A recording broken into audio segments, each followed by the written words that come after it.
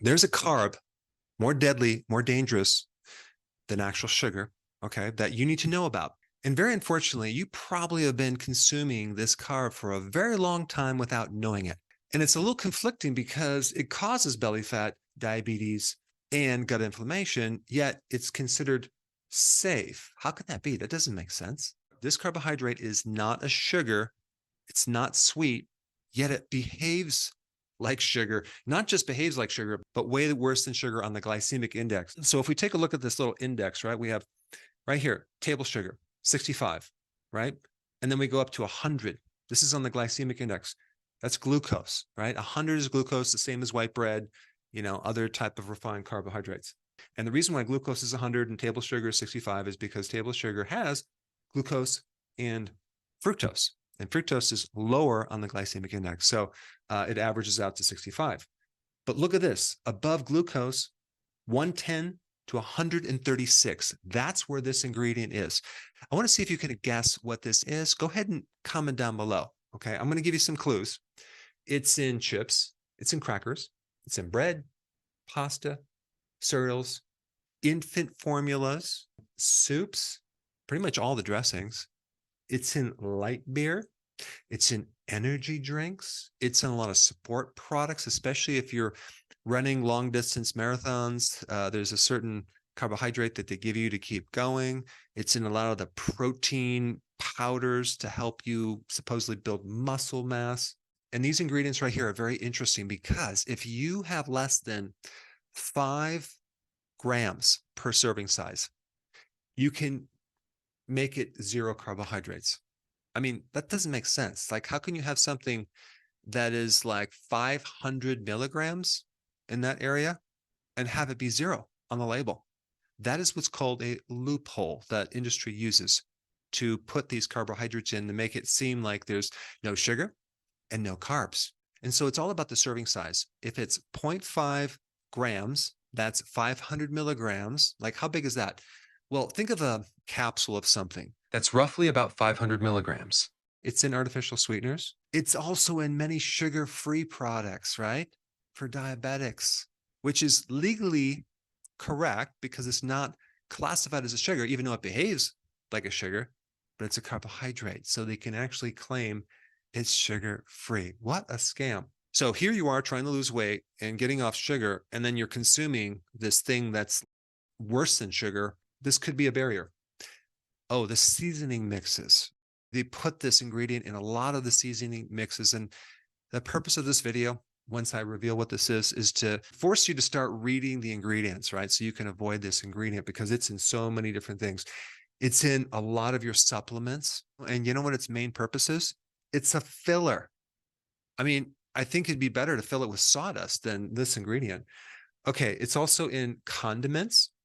It's in flavorings, even my nutritional products. I had to pay extra to make sure that it wasn't in our electrolyte powders. And I did a video on this and I compared different products, and you can, there's a test, it's called a starch test. Add a couple drops of iodine to it. And if there's a certain ingredient in there, okay, it'll turn dark purple, okay?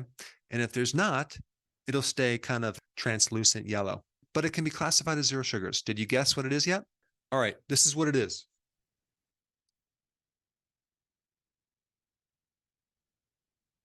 Maltodextrin.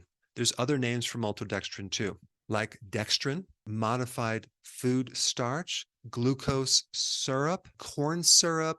So maltodextrin is a highly, highly processed ingredient, okay?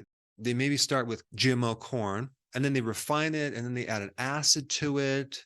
And it started out as a starch. And really a starch is a bunch of glucose molecules connected together. And so maltodextrin is a polysaccharide, poly meaning many, saccharides meaning sugars. So it's many sugars connected together. So it's considered a starch. When they go through the process of adding acid, that's called hydrolysis. Basically, that's a process where they chop up this starch into tiny pieces. And it's not fully broken down into glucose molecules, but it's very refined and it's broken up partially. So they can still legally call it a starch, but this is a highly processed starch. It's not like a like a potato, something like that. It's more of an industrial, ultra-processed food, but I don't even want to call it food because it doesn't resemble food, and it doesn't have all the vitamins and minerals like even other starches might have to protect you against all the oxidative damage that it's going to create. But when it goes in your body, it spikes your sugar more than actual sugar does, okay? And it creates a lot of gut inflammation, gas, and bloating, and it alters the microbiome to the point where you have a less diverse good bacteria microbiome. There's also reports that it creates leaky gut, so it's not good for your digestive system. And sometimes it creates an over-fermentation, so basically you're going to get more gas, more bloating, but other than that, it's going to be totally fine. Well, not to mention the glyphosate, the herbicide that comes along with it, because when you're processing like corn or even like the wheat, you're not just going to have that carbohydrate, you're going to have other chemicals with it. Not to mention gluten. I didn't even talk about that. So the two loopholes that Maltodextrin uses is one, you can classify it as a zero carb, even though it could be 500 milligrams of material, which is crazy. And even though it acts like a sugar, actually worse than a sugar, they don't have to call it a sugar, they call it a carbohydrate. And people have this idea that, oh, carbohydrates are healthier than sugars, right? Well, not in this case. And if we take a look at all of the ultra-processed food ingredients, like all the junk food ingredients, my viewpoint is that this thing is the worst of all of those. I mean, if you can think of something that's worse than this, please comment down below. But if you look at the research on this, I mean, it's crazy, and it's considered safe. Second loophole, okay?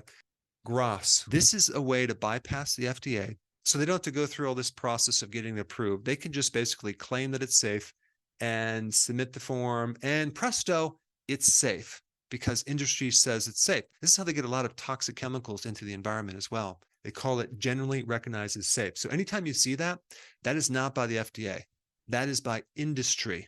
They're basically telling you it's safe. So the big problem is this maltodextrin is in so many different foods in the grocery store. You're going to just have to start reading the labels. And like I said before, watch out for the word maltodextrin. Anything with maltodextrin, cornstarch, food starch, glucose syrup, corn syrup. So if you're trying to lose weight or trying to be healthy, that is one ingredient that you want to stay away from. Now, because of the censoring and the suppressing of the algorithms on YouTube, it's becoming more difficult to find my content. And there's a lot of content that I cannot put on YouTube, unfortunately. So to make sure you have full access of all my information, go to drberg.com and subscribe to my newsletter by clicking the link down below in the description. I will see you on the other side.